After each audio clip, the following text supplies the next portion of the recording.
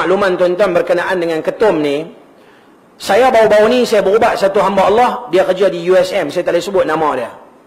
Masa saya berubat, saya tanyalah, tuan duduk di mana, tuan kerja mana, benda tu maklumat peribadi, data untuk perlu untuk saya. Bila saya sembang, dia kata dia kerja di USM, dia bahagian penyelidikan, tak boleh sebut nama.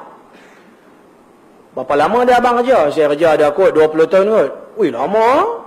Dia pun bukan orang muda lah, orang berumur ni. 40-an, 50-an ni orang ni. 20 tahun abang kerja, dahsyat. Abang selama ni saja saya tanya, selama ni saya suka pasal dia bahagian penyelidikan. Apa yang hang kaji selama ni? Apa yang abang buat kajian selama ni? Saya paling lama buat kajian, Ustaz. Don Ketum, saya kaji 16 tahun. Tu dia. Dengar pun terkejut. Saya kaji Don Ketum saja 16 tahun. Lepas tu, apa hasil yang abang dapat? Hasilnya, Ustaz, Don Ketum ni, Ustaz, jangan menghampiri Don Ketum. Dia memang amat bahaya kepada kesihatan manusia. Habis tu, tak apa. Tu habis cerita bab dia. Tak boleh rakam. Cerita panjang. Ni rakam dia seorang boleh. Okey? Bila, habis tu kalau dah kata Don Ketum, tu ada juga orang makan Don Ketum lega. Tuan-tuan, dalam hidup manusia ni, kadang-kadang ada benda dia panggil kajian tidak saintifik. Bila kajian tak saintifik, dia jadi macam mana tau?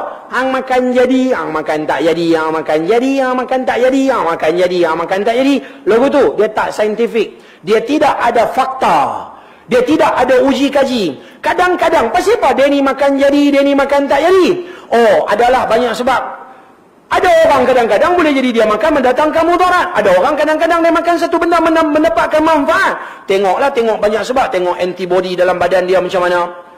Tengok darah dia, darah apa. Tengok kekuatan darah dia. Banyak sebab lah. Tapi secara asasnya bila mereka buat kajian, Don Ketum ni secara asasnya tidak memberikan manfaat.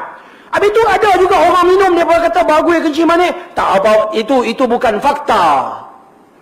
Nak jadikan satu benda sebagai minuman, betul-betul benda tu mesti kena ada fakta dan buat uji kaji.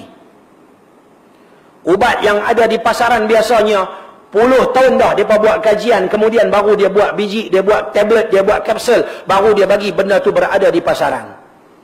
Baik, saya akui herba lebih baik daripada ubat yang ada dadah.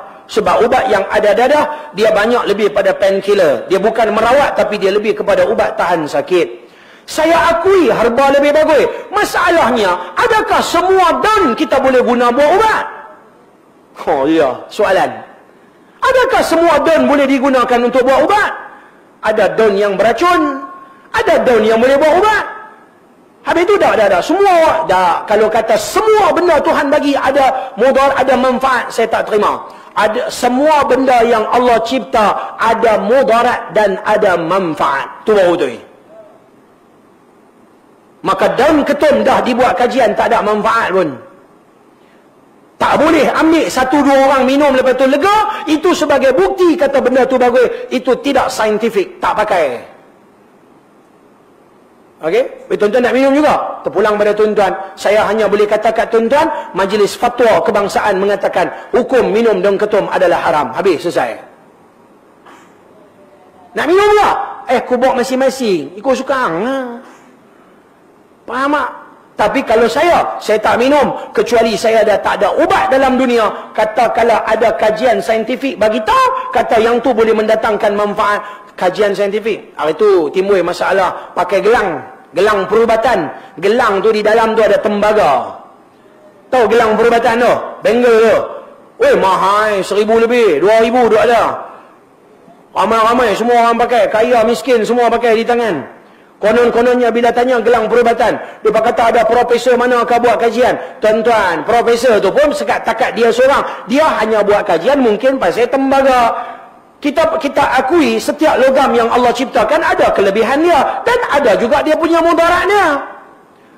Masalahnya tidak ada kajian saintifik dibuat. Fakta orang pakai gelang tu tapi lepas pada tu sembuh. Tak ada. Boleh jadi kot seorang dua pakai bagus, sihat ke apa lah. Takkan seorang dua itu bukan fakta saintifik. Faham tak? Tapi kalau tuan-tuan tanya pendapat peribadi, minta maaf lah. Saya tak minum kot daun ketum. Anak minum? Yang masih agak lah. Berani minum, berani jual, tanggung lah risiko dengan undang-undang yang ada sekarang. ubat daun ketum tu bagus sangat ke?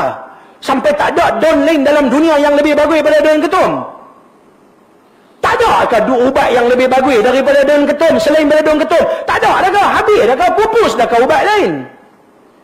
Yang duk kalut sangat nak belah daun ketum tu siapa? Cari ubat lain yang tak mendatangkan mudarat, yang tak mendatangkan apa, melibatkan undang-undang dan sebagainya. Apatah lagi fatwa dah kata hukum dia haram. Tak cukup daun ketum. Tak tahulah betul tak betul. Apa kata dia ubat-ubat tambah pula lagi dengan bahan-bahan yang lain lagi dan sebagainya. Pasal nak bagi berdengung. Tak payah kot. Kan? Kalau ada fakta saintifik kita boleh terima. Oh, ada kajian. Oh, okey, ada bukti benda ni boleh mendatangkan manfaat dan sebagainya. Kita tak mengingkari benda kalau ada fakta. Sekarang tak ada fakta. Baru-baru ni katanya di manakah di Malaysia masuk paper depa nak minta pada pihak kerajaan untuk depa nak tanam daun ketum di manakah secara besar-besaran. Kononnya pasaran Amerika menerima daun ketum dan sebagainya. Betul ke? Soalan satu. Yang kedua, dia minta kerajaan bagi ke tak? Confirm kerajaan takkan bagi. Benda kalau dah diharamkan di Malaysia, dia takkan bagi tanam. Contohlah tiba-tiba Zimbabwe minta ganja 1 ton. Contoh ni contoh. Contoh kerajaan Zimbabwe ni contoh ni. Kerajaan Zimbabwe minta pasaran dia mau daun ganja setiap bulan 40 kontena. Contoh. Tiba-tiba di Malaysia ganja adalah haram dan tak boleh tanam, boleh diambil tindakan. Betul kita minta pada kerajaan nak tanam ganja. Kerajaan bagi lah? Dia takkan bagi. Logik memang takkan bagi. Maka kalau dia bagi ke tak bagi tu dia belakang cerita. Yang penting kita berpegang pada fatwa. Mengatakan tak boleh benda tu mendatangkan mudarat. Fatwa ni tuan-tuan, bila fatwa melibatkan ubat-ubatan herba dan sebagainya, mufti ni mereka akan panggil pakar-pakar herba, pakar-pakar kesihatan, duduk yang buat kajian saintis ni, apa masalah daun ketum sekarang sebelum kami nak berkelang fatwa kata haram. Setelah dia menilai benda tu semua, akhirnya baru dia buat keputusan benda tu adalah haram. Lepas itu tiba-tiba dijelutung kata halal tak. Hebat hebat pada mufti-mufti lah. Tak apalah, ikut suka lah. Dia nak isap rokok, ni contoh. Dia cari fatwa kata halal isap rokok. Dia nak minum daun ketum, dia cari kok mana alasan nak minum juga daun ketum.